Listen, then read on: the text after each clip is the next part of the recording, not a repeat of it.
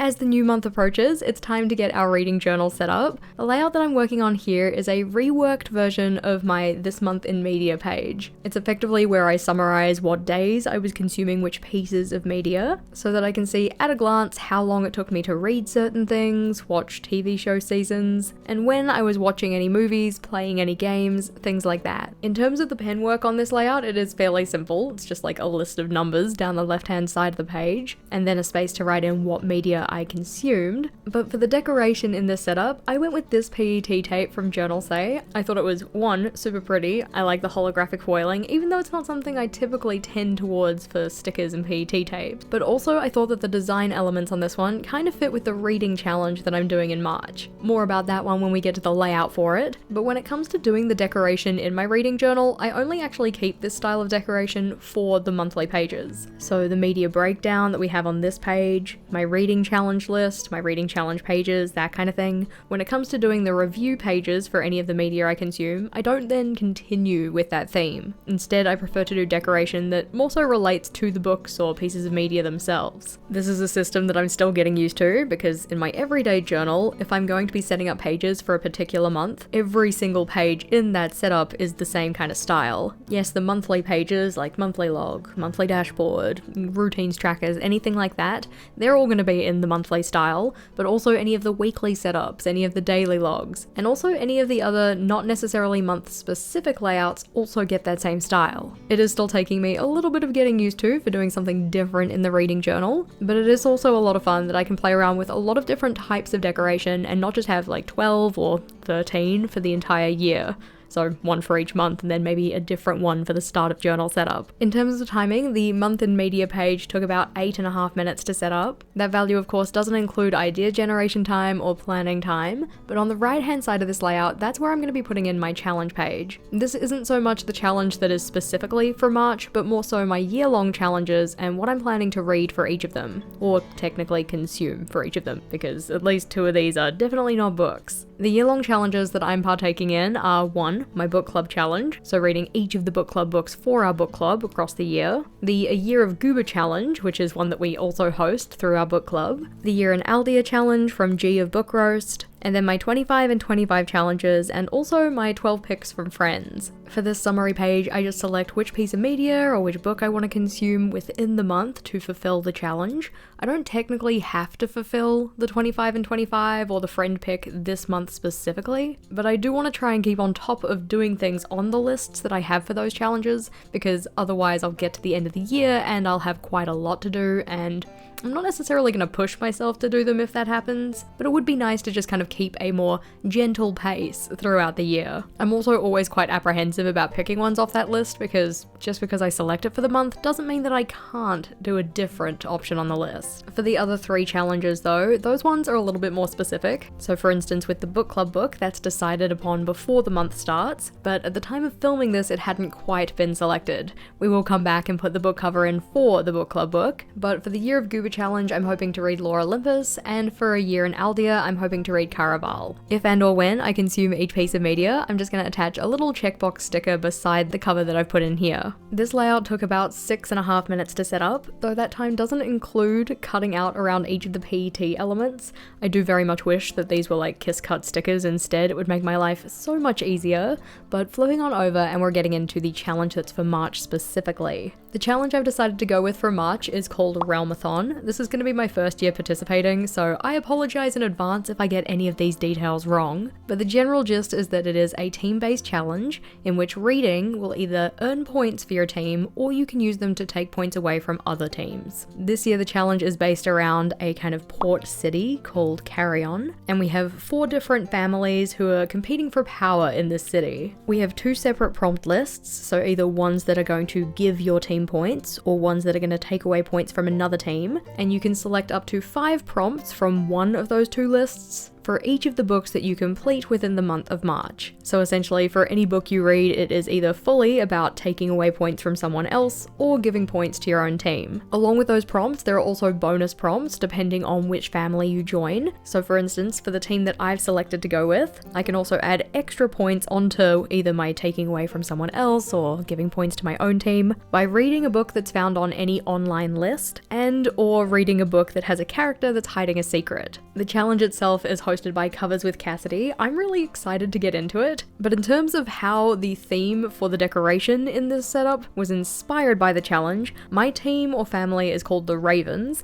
and the general gist is that they control the underground. So I went with this vibe of like, I'ma put you in the ground, like, we do it for the good of the family, and yeah, you know, all that kind of stereotypical mob boss kind of stuff. So I thought that this tape was kind of fun for that because it's kind of, you know, a little bit dark, a little bit edgy, and plus one of the elements that I put on this page actually has a raven in it, or at least a bird that is black that I'm gonna call a raven. Please don't come for me if you know a lot more about birds than I do. In terms of the setup of this page though, on the right hand side, this is where I'm gonna be sticking in the covers of any of the reads that I do for this challenge, and also write out which prompts I tied the reads to and how many points they gave me, either to, you know, give to my team or to take away from another team. On the left hand side though, this is where I wanted to put in all of the information about the challenge. Now the challenge itself does actually have a map of the little port city that we're all kind of like fighting for control of.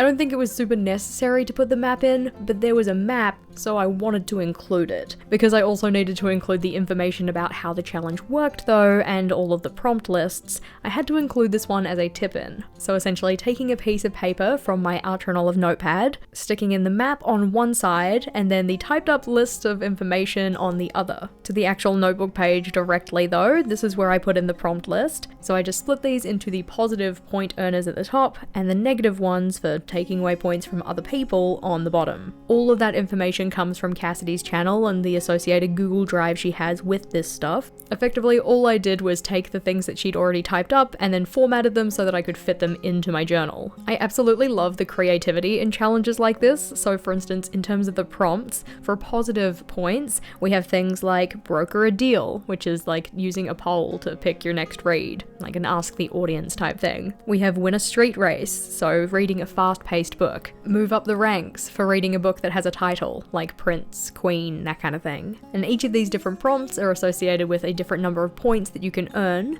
and you can select up to 5 from the list. I think it's a really cool system. As said, I'm just really excited to take part. I usually don't go for team-based challenges because I don't like to turn my reading into a competitive thing. That being said though, one of my most fun reading challenges from last year was TBRathon, and that one was a team-based challenge, so maybe I actually don't mind team-based challenges as much as I think. In terms of timing though, this one took a little bit longer, coming in at about 19 minutes, mainly because I also had to make the tip-in as part of this setup, but that time doesn't include figuring out the prompt lists and formatting those, which probably took another 18 minutes on top of this. Making sure it was going to fit onto the layout was a little bit challenging, but I'm happy with the format that I ended up with. On to the next layout though, and this is where I'm going to be putting the information for our book club pick. If you didn't really know about our book club, this is called the Bujo Buddies Book Club, and is hosted by myself and my Bujo buddies, Rachel and Monica. You don't actually have to be into bullet journaling to be part of it, but anyway. Each month, one host picks a read theme or prompt for the month, and the other 2 hosts put forward an option for our book club members to vote on. Our read theme for March is an area you'd like to develop in, so we're looking for some kind of like learning or self-help kind of book, and the 2 different options that were put forward were How to Keep House While Drowning by Casey Davis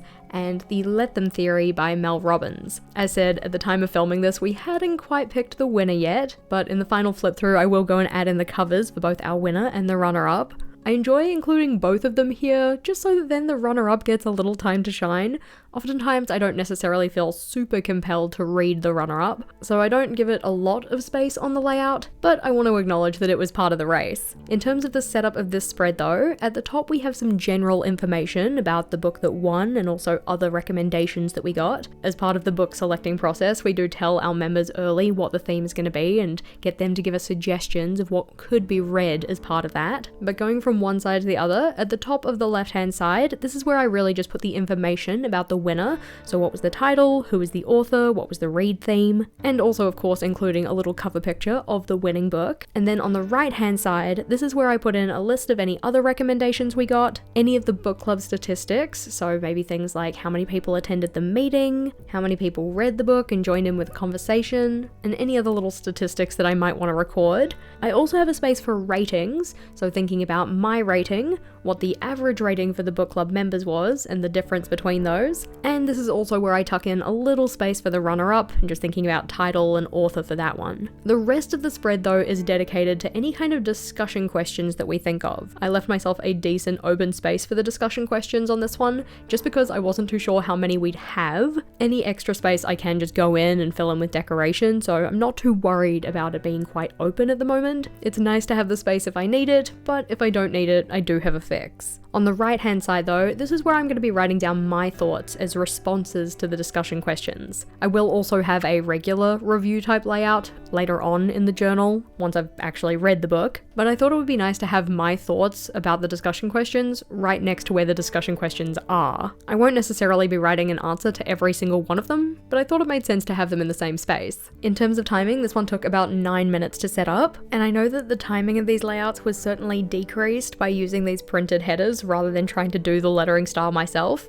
If I had to try and write with that style of lettering, we would have been here for a lot longer. I thought that the lettering style matched the vibe of the PET tape quite well, and I also love the little flourishes, though because this is a free download font, the flourishes are kind of the same for every letter, whether that be like an upper flourish or a lower flourish, so I made sure not to use them on like every single letter. That would probably have looked a little bit messy and a little bit too much. On this spread though, this is where we're going to be putting my March recap layout. This is where I have a summary of all of the media I consumed, like how many books, how many TV shows, all of that kind of thing. It's also where I put in the highlights for the month, so which pieces of media stood out, which ones got a 5-star rating or were particularly memorable, and the right hand side is pretty much all dedicated to stats. The actual structure of this layout is going to be probably pretty similar from month to month. I found a style that I think works fairly well, at least at this stage. I do give myself the permission to change things if I want to. One thing that didn't work quite as well was the sizing of the at-a-glance header, or at least the positioning of the at-a-glance header that I have at the top of the right-hand page, because it was positioned just a little bit lower than I probably wanted it to be. It meant that the sections that came underneath this were positioned one line lower as well. This means that at the bottom of that space where we have standalones, it's kind of a little bit closer to the formats section than I would want it to be. It's not a big issue, and I think that like if I didn't point it out, nobody probably would have been able to tell that it was not where it was in theory supposed to be. But that is something that I want to watch out for in future, just making sure that I'm making the headers the appropriate size to fit into the sections that I originally want them in. You may have noticed throughout the video that instead of drawing in a full rectangle as to where I'm going to be putting in cover images for each of my reads, I instead just use little corners, and I also make sure to position these slightly in from where the edges of the picture actually will be.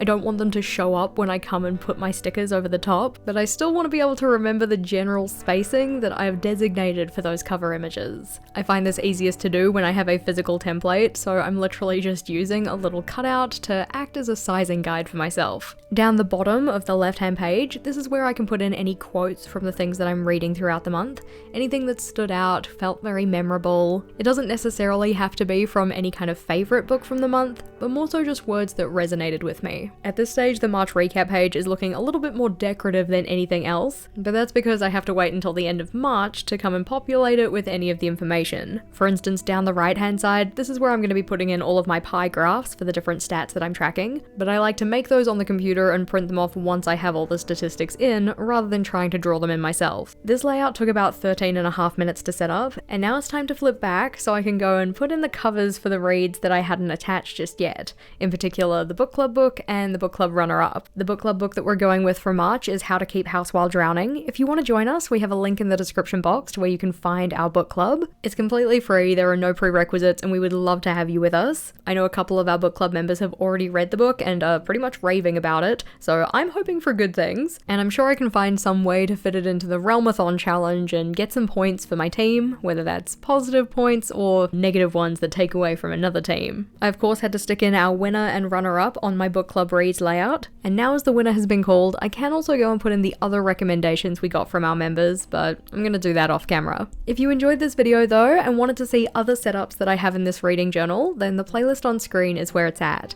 That one includes our previous monthly setups and also the start of journal setup, so click or tap on that one and I'll see you over there.